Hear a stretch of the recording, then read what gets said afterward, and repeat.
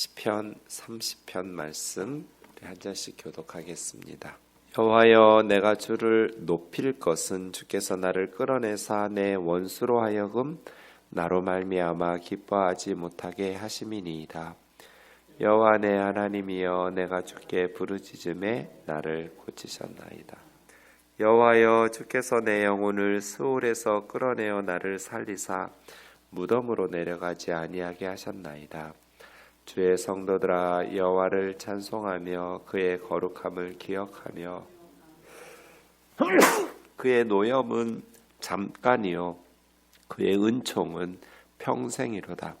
저녁에는 울음이 깃들일지라도 아침에는 기쁨이 오리로다. 내가 형통할 때 말하기를 영원히 흔들리지 아니하리라 하였도다. 여호와여, 주의 은혜로 나를 산같이 굳게 세우셨더니 주의 얼굴을 가리심에 내가 근심하였나이다. 여호와여, 내가 주께 부르짖고 여호와께 간구하기를 내가 무덤에 내려갈 때 나의 피가 무슨 유익이 있으리요? 진토가 어떻게 주를 찬송하며 주의 진리를 선포하리이까? 여호와여, 들으시고 내게 은혜를 베푸소서. 여호와여, 나를 돕는 자가 되소서 하였나이다. 주께서 나의 슬픔이 변하여 내게 춤이 되게 하시며 나의 베옷을 벗기고 기쁨으로 띠띠우셨나이다. 이는 잠잠하지 아니하고 내 영광으로 주를 찬송하게 하심이니 여호와 나의 하나님이여, 내가 주께 영원히 감사하리이다. 아멘. 시편 30편은 다윗의 시 곧 성전 낙성가 이런 표제어가 붙어 있습니다. 성전을 봉헌할 때 불렀던 노래의 역사적 배경을 가지고 있는데요. 성전을 봉헌식을 했다면 우리는 솔로몬 성전 첫 번째 성전이고, 두 번째 스룹바벨 성전, 바벨론 포로 70년 지낸 후에 돌아와서 지었던 주전 515년에 낙성식이 있었습니다. 그리고 주전 167년에 그리스 왕 에피파네스에 의해서 성전을 빼앗겼다가 3년 만에 주전 164년 12월 25일에 다시 성전을 되찾은 적이 있습니다. 그걸 이제 요한복음 10장에 보면 수전절이라고 나오는데요. 하누카라고 해서 성전을 다시 되찾아서 하나님 앞에 드렸던, 봉헌했던 그러한 역사적 사건이 있었습니다. 어쨌든 그러할 때 이렇게 불렀던 노래로 보이는데요.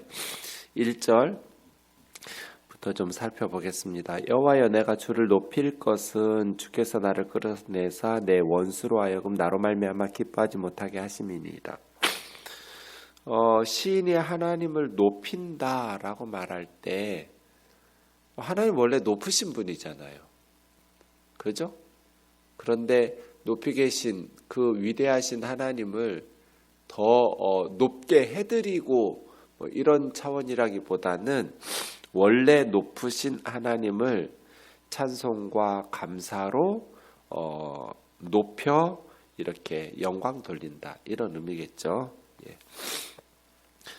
하나님을 높이고 감사하면서 찬송하는데 그 이유가 있습니다. 나를 끌어내사 어디로부터? 죽음의 위기로부터. 3절에 보면 스올과 무덤에서부터 끌어올리셨다, 이렇게 말하잖아요. 나를 끌어올려서, 이 끌어내셔라는 랄 이런 단어는 우물에서 물을 깃다, 이렇게 출애굽기 2장 16절 19절, 잠언 20장 5절 두레박으로 물을 길어 올리는 이런 단어로 쓰인 그런 뜻이니까요. 죽음의 위기 속에 있는 이 성도를, 이 시인을 하나님께서 이렇게 높이 끌어올리는, 마치 하늘에서 밧줄을 내리셔서 우물에서 물을 길어 올리듯이 죽음의 위기 속에서 끌어올려 주신 그런 의미입니다. 그래서 내 대적으로 나를 인하여 기뻐하지 못하게 하심이니이다.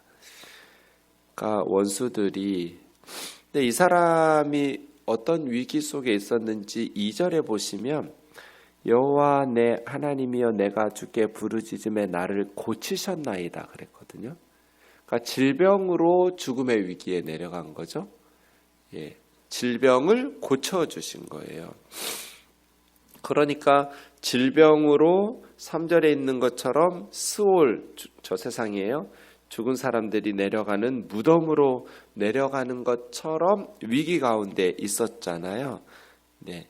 그리고 9절에 보면 이제 나의 피가 내게 무슨 유익이 있으리요 진토가 어떻게 주를 찬송하며 진리를 선포하리까 하면서 무덤에 다시 내려가는 무덤과 피가 나오거든요.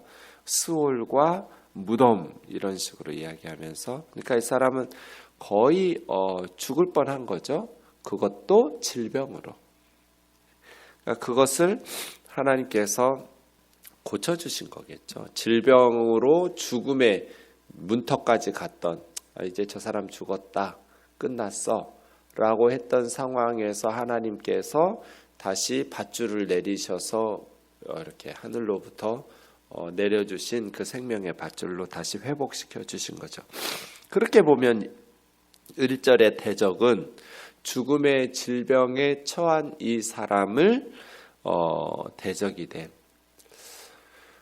욥의 경우도 그런데요. 욥이 질병에 들었을 때 세 친구가 계속해서 욥을 공격하게 되죠. 우리가 어떤 위기에 처하면 주변에 위로가 필요한 때 특별히 아픈 사람, 그것도 아주 심각한 질병으로 고통받고 있는 그러한 사람을 이렇게 따뜻하게 친구처럼 대해 주는 것이 필요한데 욥의 세 친구처럼 어떤 신학적인 공격, 저 사람이 왜 저렇게 고통을 받지? 뭔가 우리가 모르는 죄가 있을 거야 하면서 정죄하고 더 고통스럽게 하고 비난하고 외면하고 그렇게 대적이 되기도 하죠.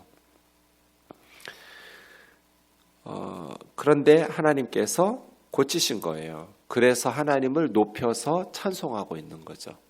하나님, 내가 하나님께 감사하고 하나님을 찬송합니다. 죽음의 위기 가운데에서 다시 살아나면 뭐 하겠어요, 여러분? 1, 2, 3절이 첫 번째 연이라면 4절부터는 두 번째 연인데 그 하나님의 치유를 경험했던 이 시인이 이제 다른 사람들에게 간증 집회하는 거죠. 자기에게 베푸신 하나님의 능력과 그 사랑과 은혜를 증언하게 되어 있죠. 주의 성도들아 여호와를 찬송하며 그의 거룩함을 기억하며 감사하라. 살아계신 하나님을 체험하고 나니까 이제 확신에 찬 권면을 하는 거죠. 하나님을 찬송하며 거룩하심을 기억하면서 감사하면서 살아계자. 그래서 하나님을 체험하고 난 후에 역경을 경험하고 난 후에 이렇게 다른 지체들에게 하나님을 찬송하자. 하나님께 감사하면서 하나님을 기억하면서 살자. 이렇게 이야기하는 것이죠. 그런데 그의 노염은 잠깐이요 그의 은총은 평생이로다 이랬어요. 하나님의 분노는 잠깐. 그런데 하나님의 은총, 하나님의 그 너그러우심, 하나님이 품어주시는 그 용서는 영원, 평생. 그래서 저녁에는 우리가 울음이 깃들일지라도 아침에는 기쁨이 오리로다. 아침이라고 해도 좋고 새벽이라고 해도 좋고요. 예. 밤이 지나면 아침이 오잖아요. 그것처럼 울음이 지나면 기쁨이 와요. 그런데 이 울음은 어떤 울음이겠어요? 그리고 이 기쁨은 어떤 기쁨이겠어요? 앞에 있는 노염으로 인한 잠깐 동안의 울음이고 기쁨은 은총으로 인한 평생의 기쁨이에요. 그러면 하나님께서 왜 노염하시겠어요? 왜 하나님께서 징계하시고 화를 내시겠어요? 우리의 죄 때문이죠. 그런데 그 하나님의 이 사람 같으면 질병이겠죠. 그러한 징계를 받고 나서 자기 죄를 하나님 앞에서 눈물로 회개한 거잖아요.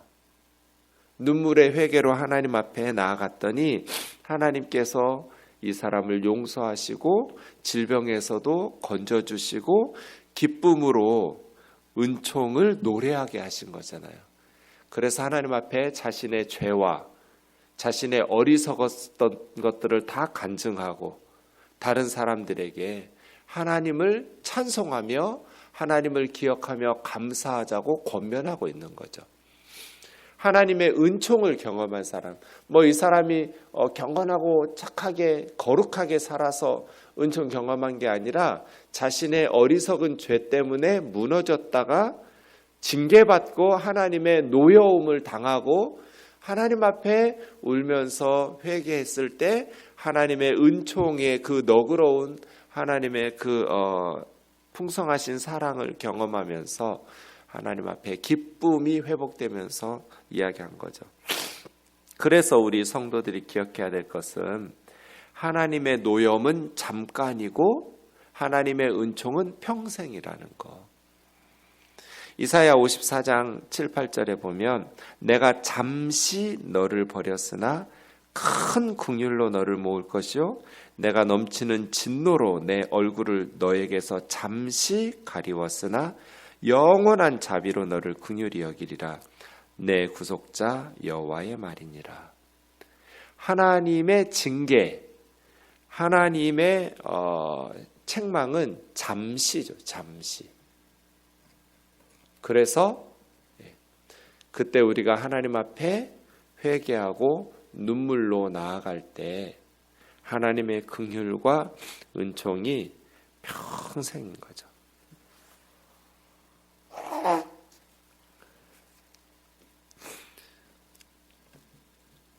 우리가 하나님 앞에 이러한 확신 가운데 설 수 있기를 원합니다.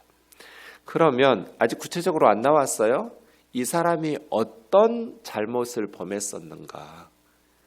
하나님 앞에서 어떤 잘못된 마음으로 살았기에 하나님께서 노염으로 이 사람에게 잠시 동안 책망하시고 하나님께서 살짝 누르기만 하셔도 우리는 무덤까지 가버리잖아요.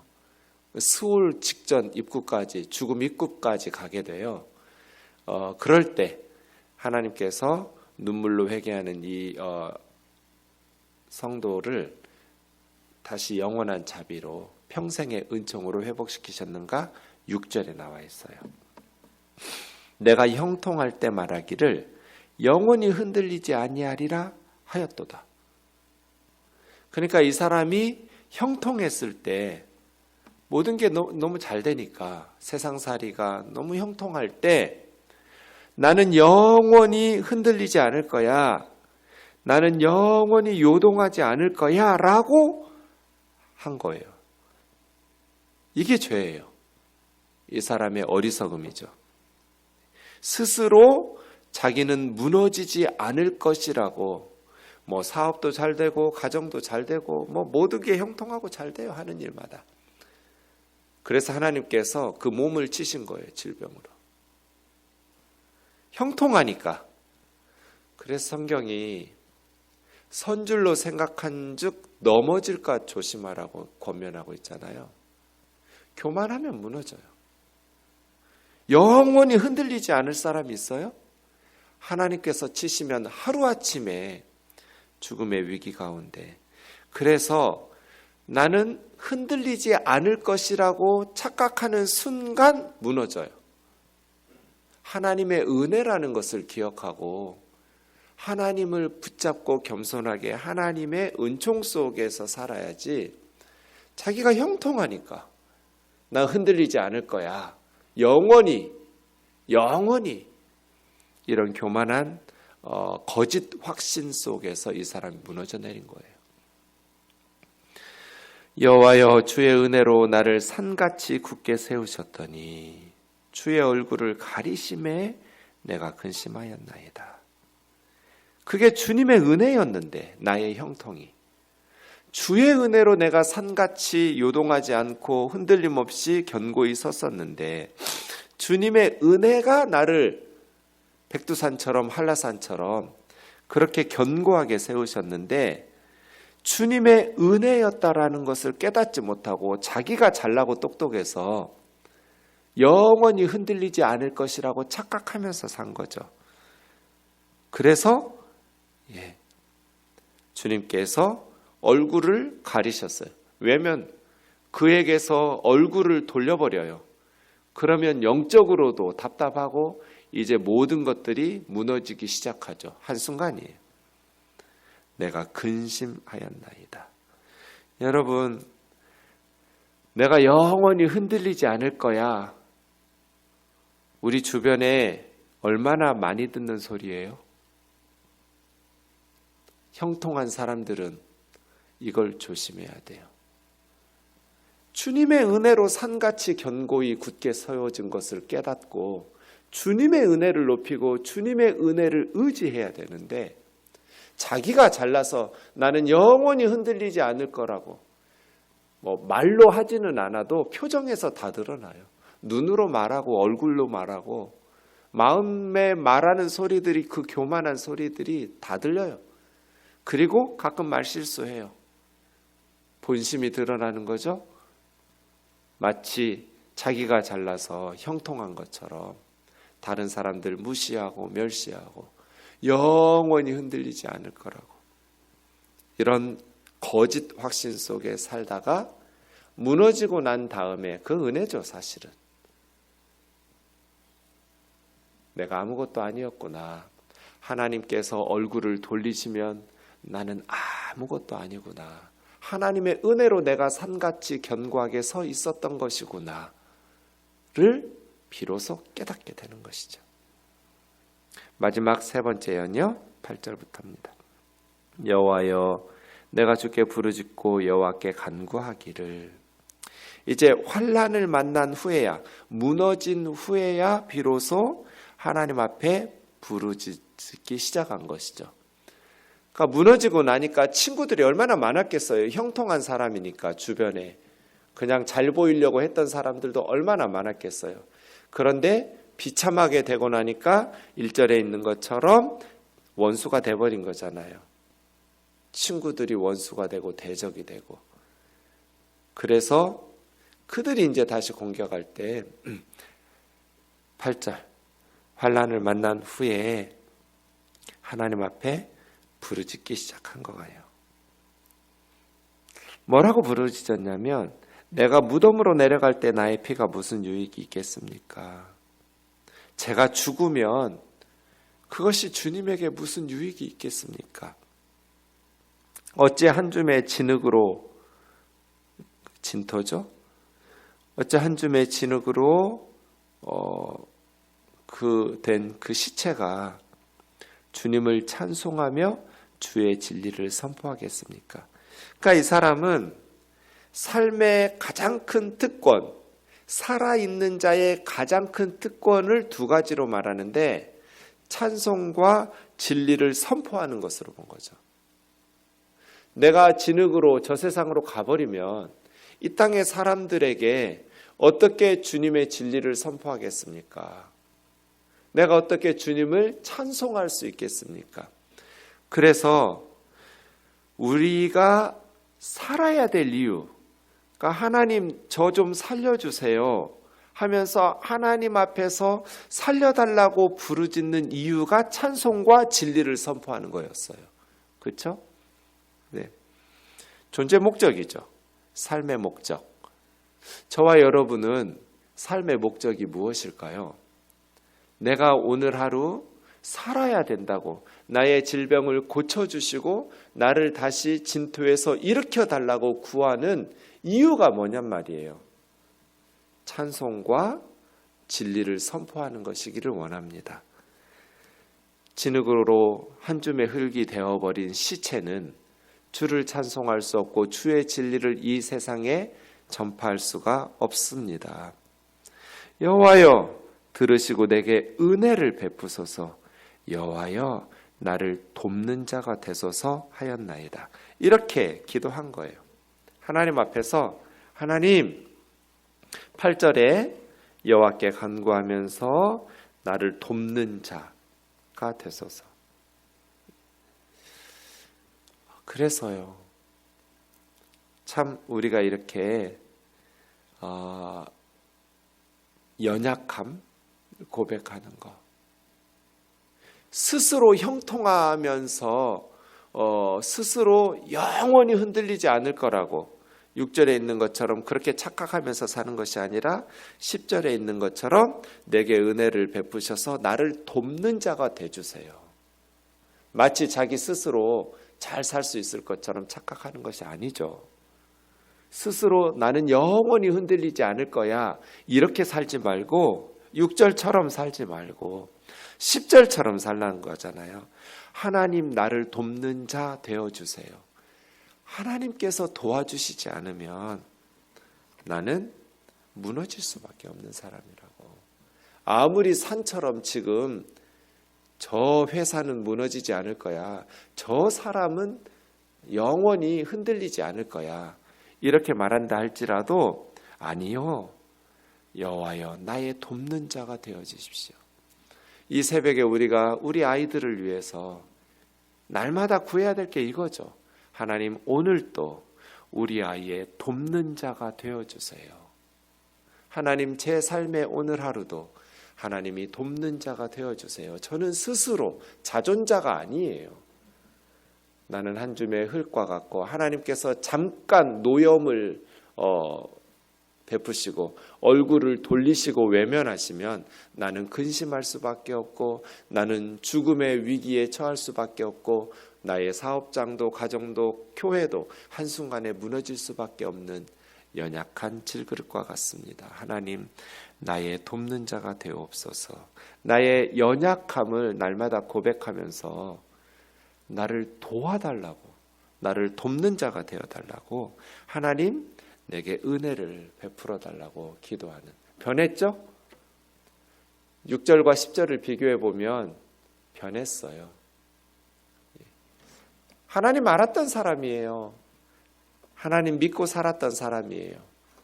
그래서 산처럼 견고하게 섰던 사람이에요. 스스로도 주변에서도 영원히 흔들리지 않을 거라는 생각을 하면서 그러한 말들을 듣고 살았던 사람이에요. 그래서 착각에 빠졌다. 무너지고 난 후에야 비로소 하나님 앞에 자신의 연약함을 깨닫고 하나님 앞에 눈물로 회개했을 때 하나님의 평생의 은총, 영원한 긍휼과 사랑으로 다시 회복시키신 거죠. 그래서 주께서 나의 슬픔을 변하여 춤이 되게 하시며 눈물과 통곡과 슬픔이 이제는 춤이 되는 거죠. 너무 기뻐하면서 하나님의 은혜로 회복되고 나니까 온 몸으로 그 기쁨을 표현하고 있어요. 나의 베옷을 벗기고 기쁨으로 띠띠우셨나이다. 슬픔의 옷이죠. 베옷, 상복이에요. 예.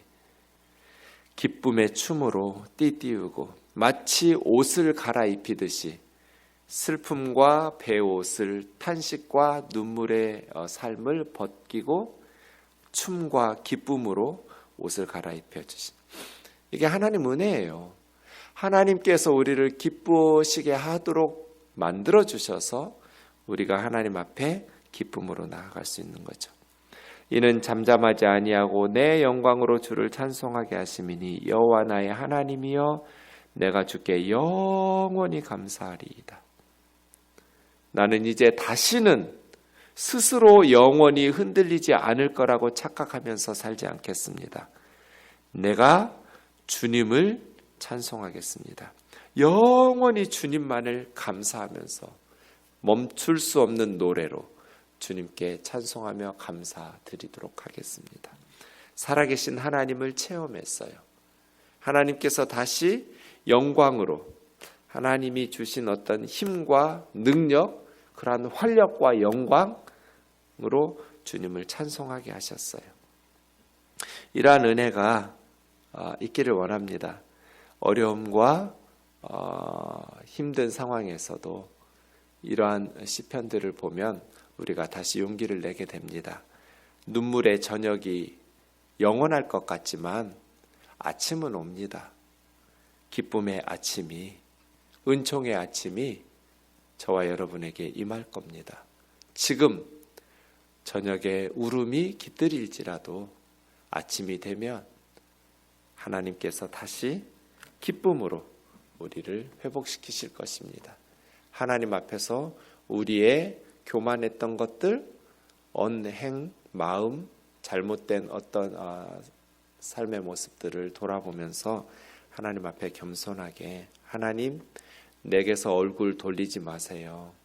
하나님 나를 돕는 자 되어주세요. 나는 연약한 한 줌의 진흙이라는 것을 기억해 주세요. 사람들이 칭찬할 때 착각에 빠지지 말고 스스로 거짓 확신에 빠지지 않는 지혜로운 성도들 되기를 원합니다. 기도하겠습니다. 사랑하는 하나님 아버지, 죽음의 위기 속에서 하나님의 은총으로 회복을 경험한 후에 모든 성도들에게 주를 찬송하며 주를 기억하며 감사하도록 권면하는 자가 되었습니다. 영원히 하나님을 찬송하며 감사하는 삶을 사겠노라고 고백하는 자가 되었습니다.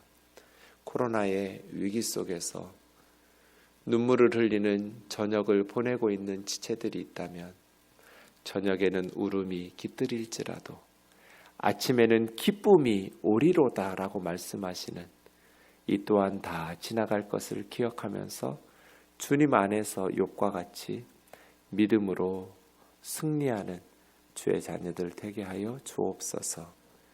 우리가 주의 은혜로 다시 회복되어서 주님을 찬송하며 주의 진리를 선포하는 삶 살아갈 수 있도록 긍휼을 베풀어 주시옵소서. 예수님의 거룩하신 이름으로 기도하옵나이다. 아멘.